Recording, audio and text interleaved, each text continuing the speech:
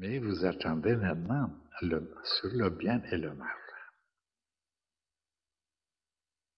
Je vous préviens que c'est extrêmement important, significatif et très utile de connaître la nouvelle vision, le nouveau point de vue sur ces deux choses qui ne se sont jamais bien résolues et éclaircies depuis des milliers d'années, même depuis des millions d'années. Les humains sont toujours placés devant ces deux problèmes, deux questions, le bien et le mal. Et qu'est-ce qu'on n'a pas écrit comme livre là-dessus? On les considère comme des choses opposées et qui se combattent sans arrêt, et que le Seigneur c'est le bien sûr, le Seigneur le bon Dieu, mais le mal c'est quelque chose de contraire, il n'a aucun rapport avec sa bonté, avec sa gentillesse, sa lumière, et il lui tient en tête.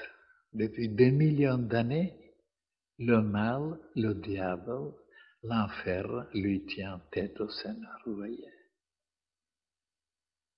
Et comme il ne peut pas le vaincre, le mal, le Seigneur, il prêche, il demande, il supplie les humains de venir l'aider.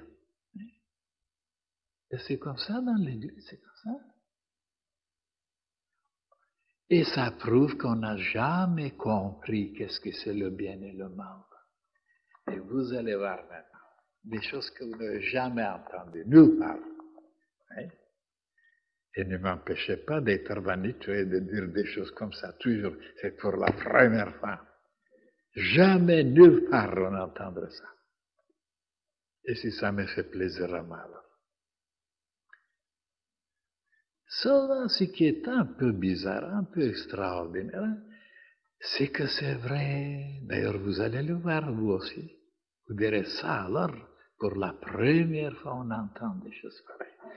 Et je suis sûr que vous avez lu des livres sur le bien et le mal.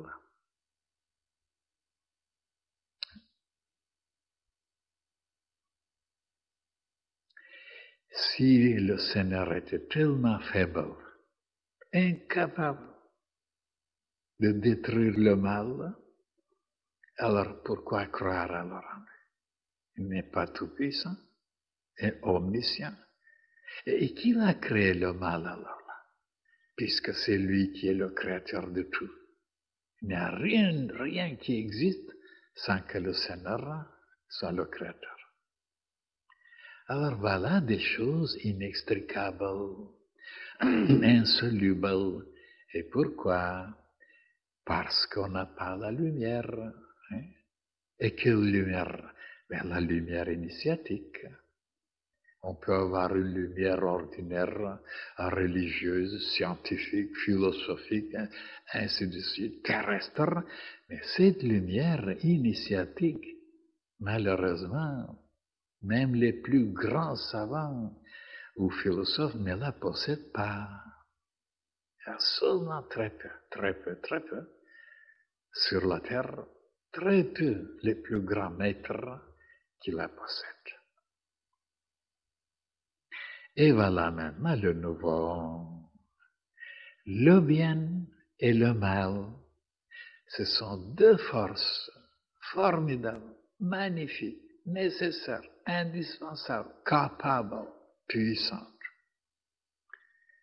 Sans le mal, le bien ne peut pas travailler, exister, se manifester. Et sans le bien, le mal non plus n'existera pas. Toutes ces deux forces qui travaillent toutes les deux, dans un but pour faire fonctionner, marcher la vie.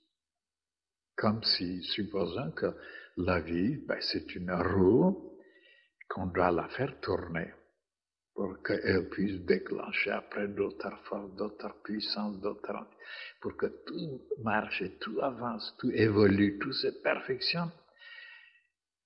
Et maintenant, cette idée, ils sont deux forces indispensables, nécessaires, toutes les deux. Les humains ne peuvent pas les accepter, ne peuvent pas les comprendre. Et pour que ça soit clair, alors je les amène un petit peu dans le passé. Je dis, comment c'était dans le passé?